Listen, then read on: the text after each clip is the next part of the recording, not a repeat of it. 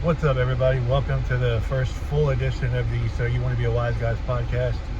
Uh, Sorry it's been so long. I haven't been kind of under the weather, got a lot of stuff going on, but it's time for our first podcast. We are literally halfway through the season now, 4 games in, and 4 games in, 4 games to go. The Wise Guys are sitting at 2-2 after a heartbreaking last-second loss last night to the Lunkers of Ozark. I got the schedule here in front of me and things, but we'll go through the first 4 games and just kind of where the Wise Guys sit now as far as the playoffs go. Again, only an 8-game schedule, so you're halfway through the season. They got one more game. They have a rematch with the Ozarks next week in Springfield, Missouri, and then a bye. The schedule makers didn't do them a whole lot of favors. They get 1 home game, 2 road games. 1 home game, 2 road games. But they do get to finish at home 2 games in a row. Just gotta hope those 2 games mean something, because they put themselves in a bit of a pickle right now. They do still control their own destiny, but they're kind of in a almost a must-win. Like they pretty much need to win out. If they do that, they might have a chance to even host a playoff game. But if they lose another game, which, let's be honest, it's a possibility, good possibility. If they lose another game, they could be in some trouble. But still haven't said that. 4 games into the first season of this franchise, and can't really be too mad about what you've seen so far. I mean, I'm sure the players are not happy. The coaches, I know, are not happy. But it's been good football. It's been good, entertaining football.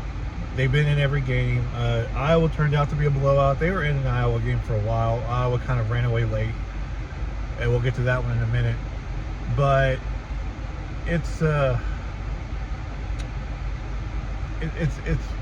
last night was just tough, man, because I did the post game after I was there in person at Mako ZK Arena to watch it, and I did my own version of Trey Biddy's little walk and talk after the game. So I'm walking to my car, and I was like, they played hard, but just too many mistakes, too many self-inflicted mistakes, turnover on downs, penalties.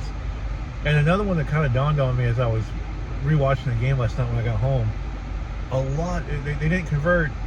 I don't know that they converted any extra points, but if they did, it was just 1.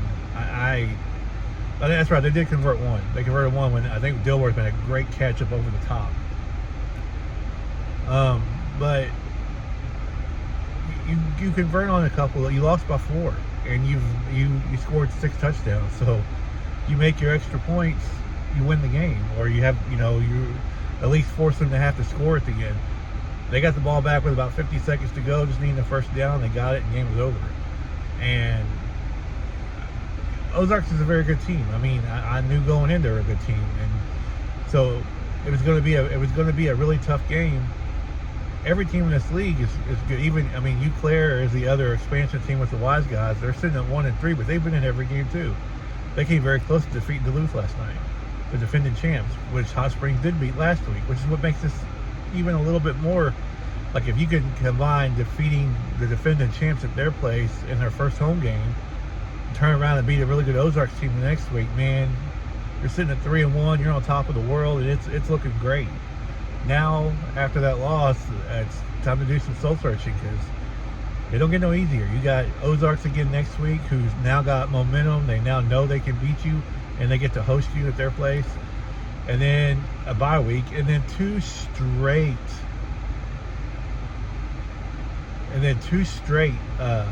road games or 2 straight games against the St. Joe's Goats, who lost to the Iowa Woo like 74-73 or something like that. That's just crazy. Yeah, it's crazy, man. This team is so talented too, and a lot of us it feels like just a little bit of they're not quite getting things fully rolling yet. One thing that happened last night quite a few times was false starts on the guy in motion. Like, they didn't get the snap off before he crossed the line of scrimmage. And usually the referees will give you like a quarter of a second grace. Like, it happens in CFL, it happens in the Arena League 1 too, or when the Arena League 1 was around. But these were like, the guy was 2-3 yards downfield. Like, you gotta call that. And it happened so many times. Um, Defense, who had played incredibly well overall the first 3 weeks, I thought, minus maybe one little thing here and there. Last night, Ozarks basically did whatever they wanted. Defense made some stop. That opening stop on that first drive for Ozarks was huge. Like, they got inside the Wiseguys 10. Wiseguys pushed it back a little bit, stopped them on fourth down, big time. But when Ozarks wanted to run the ball, they were able to just run the football. And that's something that Iowa did as well. So both their losses, those teams were able to just basically line up and run the football at the Wiseguys. The Wiseguys couldn't stop it. They matched up with teams that like to throw a little more. Claire likes to run too, but the Wiseguys got a little bit of a lead early in that game, and so Claire felt like they needed to throw more, which kind of fed into the Wiseguys defense a little bit. But when a team wants to line up and run the ball, that young man for Ozark, I don't remember his name, the running back, had a monster game, and I'm sure he's licking his chops. He gets to play him again next week. But these defensive players for Hot Springs look like the type of kids, the type of players, young men that are very motivated. So I'm sure they'll come out next week with a game plan to try to stop that run. The question is, can they do it? Because if they can win that game and then kind of turn this all back around going into the bye week. But, man, you lose that game, going to the bye, losing 2 straight and under 500, it's going to be rough the rest of the year. St. Joe's is no joke, and they end the season with Iowa, who already beat them once. So let's go through the schedule real quick. May 31st, they hosted the Claire Axemen, won that game 38-24. It was a really good opener, pretty good crowd. Last night's crowd was humongous. It was well over 2,000 people last night. For Claire, it was about 1,800. I think in a lot of ways we've all been kind of hoodwinked by some of these spring football leagues starting up and not continuing. I think the fans were kind of waiting to see, okay, is this going to be real? Okay, they hit the field for the first game, but will the league fold before the second game starts or something? Now it looks like, the league's, it was around all year last year. It's been around so far this year. Everything seems to be going well. Nothing really, players don't seem to be complaining about money or anything like that. So it appears like the league is for real. People are going to start showing up. People love football in the state. They showed up for the Twisters. They'll show up for the Wiseguys. And like I said, last night was a huge, over 2,000 people in the crowd. It was first responders night, so a lot of first responders were there. The place was loud and rocking and, totally into it. So that's awesome. But they beat Claire 38-24 to start the season on May 31st. June 8th, the only Sunday game of the season, at the Iowa Woo, lost 44-26. This was a game where they were competitive for most of the game, but then Iowa's a really good team too. Iowa and Duluth played for the championship last year. Iowa lost by a point. The week before, in the season opener for the whole league, Iowa and Duluth played in a rematch, and Iowa had a huge lead. I think they led by 30 at one point, and Duluth come flying back to win the game. So Iowa was pissed and ready to go, and the Wiseguys had a long bus ride up there, and it was, like I said, they were competitive for most of the game, but by the fourth quarter, Iowa started pulling away. The next week, they went to Duluth on June 14th and defeated the defending league champ Harbor Monsters for their first loss on their home opener night, their first game at home. And Hot Springs went there and beat them 43-31. And you thought, man, I looked at that and thought, as good as Ozarks is, they could win a lot of games. This team could run the table. And then last night happened, June 21st, Ozarks came into Hot Springs, Banco ZK Arena, won 45-41. And, you just, in like the NFL or CFL or maybe an arena league where they play 16 games, you can look at one loss and go, okay, that sucked, we need to learn and move on. I keep thinking it's really hard. It's going to be really hard. You've got to overcome now 2 losses in an 8-game schedule. 6-2 may or may not even get you in. You just don't know. I guess the good news is in a league this small with only 6 teams, everybody plays each other multiple times. So maybe if everybody else beats up on each other, I do think they need to go 6-2. 5-3 would be a miracle to get in. 4-4, you're not getting in. I don't see that happening. So I feel like they have to win these games. They have to. And Ozark next week, you can't get swept by Ozark because then you have to hope that they lose to jump above them. As of right now, it's Duluth 1 at 3-1, Iowa 2 at 3-1 because Duluth beat Iowa. They play again next week, so one of those two teams will lose. One of those two teams will drop to 3-2, and then you got Ozarks at 2-2 and Hot Springs at 2-2. The winner of that game could be in second place next week. I mean, that's how big it is. So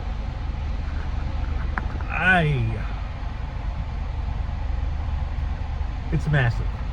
And I'm going to keep saying it because I believe it's true. Yeah, it's just another game, and I'm sure that's how the players and coaches have to look at it, but us as fans can look at it a little differently. Especially if Iowa beats Duluth next week, then they're going to be 4-1. Duluth's going to be 3-2. And if Hot Springs wins, they're going to go on the bye at 3-2 in second place, which means a home game, which means not just a playoff, but a home game with 3 games to go. So you would then control your own destiny. And, you know,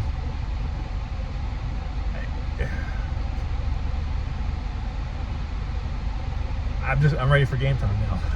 That's the best way I can put it. I'm ready for game time. Some of the star players, the defense as a whole, and yes, it's easy to say that, but, you know, other than last night, which, like I said, I don't think they played their best game last night.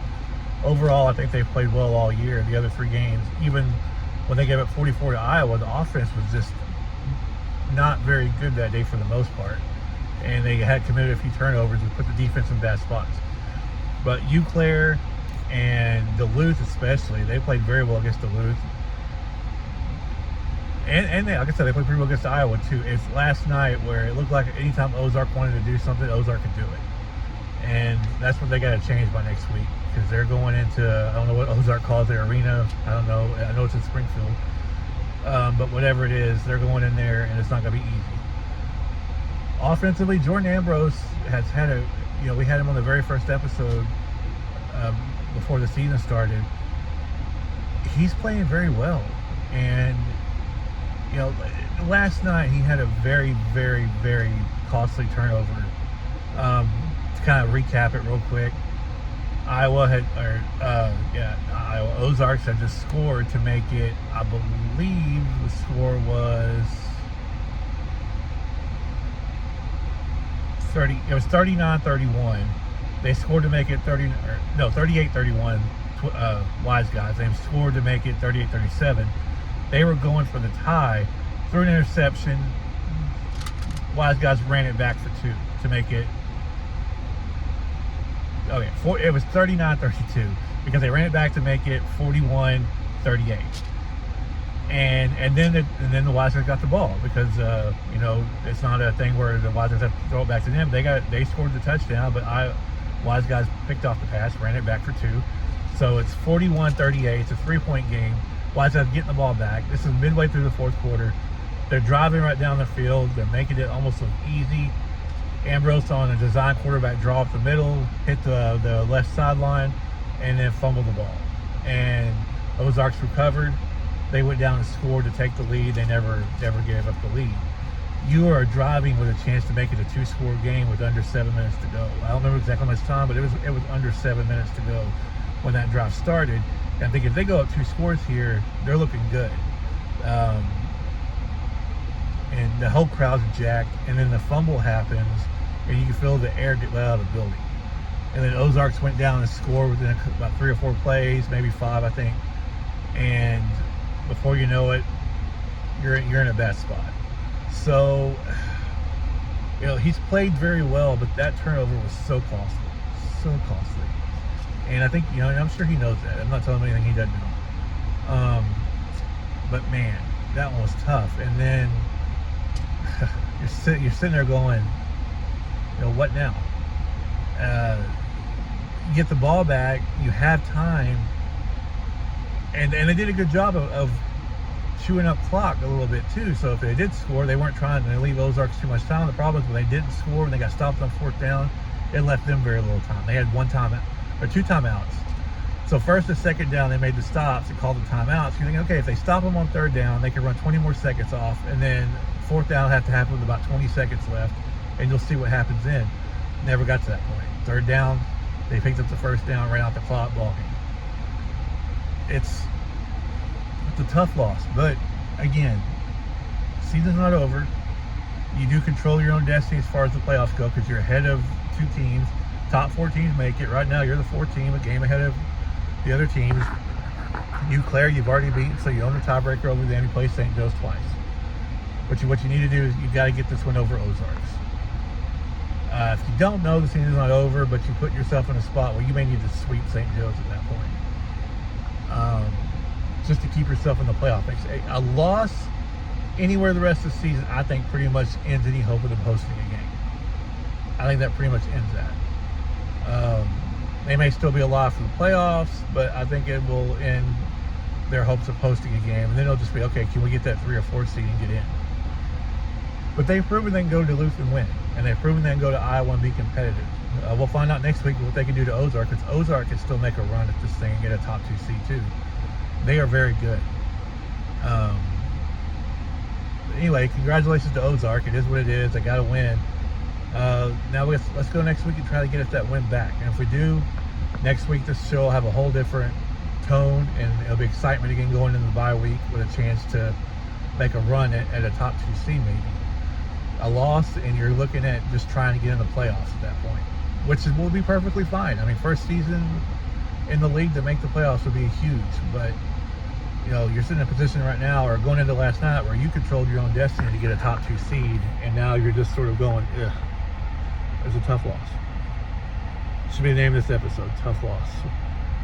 But again, not a season ender. So thank you for watching this first full edition of the So You Want to Be a Wise Guys podcast. If anybody watches this and wants to be involved, let me know. I'll bring people on. It'll be a lot more fun with 2 people talking.